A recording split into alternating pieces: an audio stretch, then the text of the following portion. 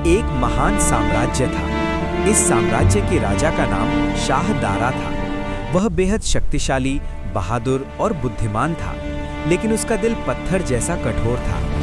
लोग कहते थे कि शाह दारा ने कभी प्रेम का अनुभव नहीं किया।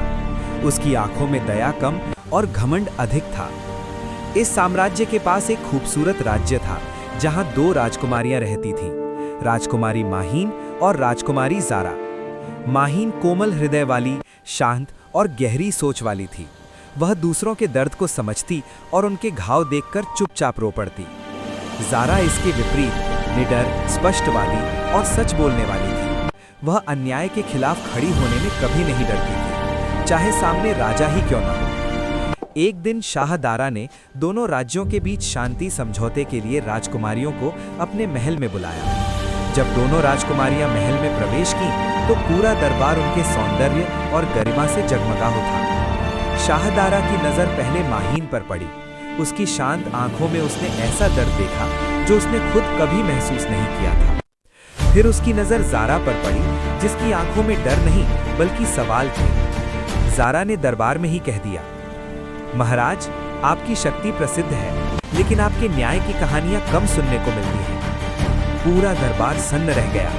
किसी ने कभी शाह दारा से इस तरह बात नहीं की थी।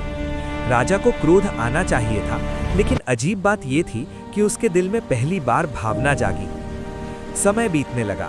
शाह दारा कभी बगीचे में माहीन से बात करता, जहां वह उसे प्रेम, धैर्य और क्षमा की कहानियां सुनाता, और कभी ज़ारा से बहस करता, जो उसे आईना दिखाती कि उसकी कठोरता ने लोगों के दिल तोड़ दिए हैं। धीरे-धीरे क्रूर दिल वाला राजा बदलने लगा। उसके फैसलों में नरमी आई, कैदी रिहा हुए और प्रजा के चेहरों पर मुस्कान लौट आई। लेकिन समस्या ये थी कि शाह दारा के दिल में 2 भाव जाग चुके थे। माहीन से उसे शांति मिलती थी, ज़ारा से उसे खुद को बेहतर बनाने की हिम्मत। अंततः एक रात उसने सच स्वीकार किया, मैं क्रूर था क्योंकि मैं अकेला था। तुम दोनों ने मुझे इंसान बनना सिखाया।